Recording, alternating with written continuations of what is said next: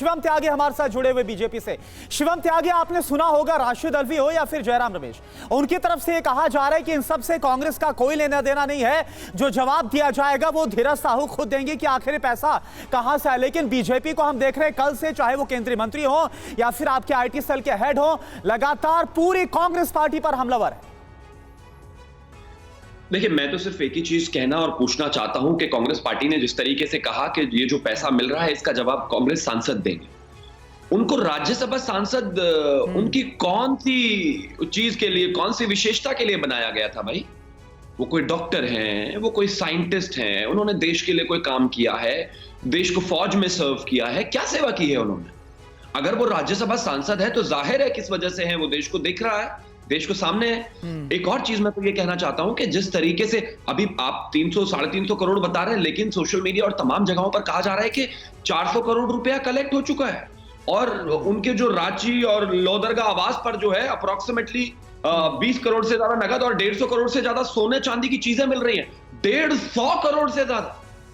कांग्रेस के एक राज्यसभा ने दिखा दिया कि दुनिया में स्विस बैंक तो वैसे ही बदनाम है, ये तो स्विस बैंक से ज्यादा पैसा रख रहे हैं। भाई, मैंने अपनी जिंदगी में नहीं देखा।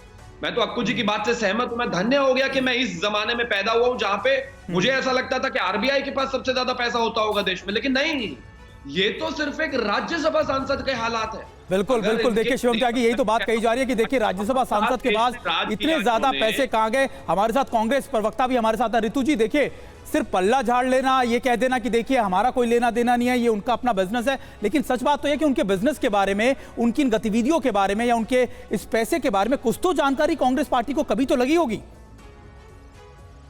देखिए, पहले तो अभी शिवम जी ने बोला कि मैं तो समझता था कि इतना पैसा केवल आरबीआई के पास होता है, तो वो कृपया करके अपने भाजपा के गिरेबान में झांक ले, वहां जाके उनको इतना पैसा मिल जाएगा। वो जो 20,000 करोड़ रुपया जो अडानी की शेल कंपनियों में लगा, उसको भी गिनवा ले, वो ट्रेन लगेगी एक, और वहां जाकर नरेंद्र तोमर जो है, उनके लड़के जो 500 करोड़ की डील रोजाना कर रहे हैं, वहां भी भेज दें। वहां जाने के, वहां पर पैसा उठाने के लिए कोई मशीनरी पूरी लग जाए, तब भी वो पैसा नहीं उठा पाएंगे। और ऐसे एक नहीं, अनेकों अनेक ऐसे इनके सांसद हैं जिनके पास अथाह पैसा है, लेकिन ईडी को उनका एड्रेस पता नहीं है।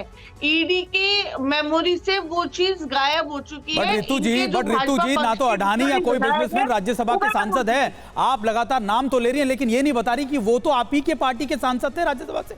आप ही की पार्टी ने 2018 में उनको राज्यसभा के लिए भेजा, तो फिर आप पल्ला कैसे झाड़ सकते हैं इतनी जल्दी से? देखिए, मैं आपको मैं पहले ये स्पष्ट कर देना चाहती हूँ कि कांग्रेस के एक भी नेता ने या एक भी किसी भी कार्यकर्ता ने या प्रवक्ता ने इस बात का समर्थन नहीं किया या उनको डिफेंड नहीं किया है यहाँ पर बैठ के।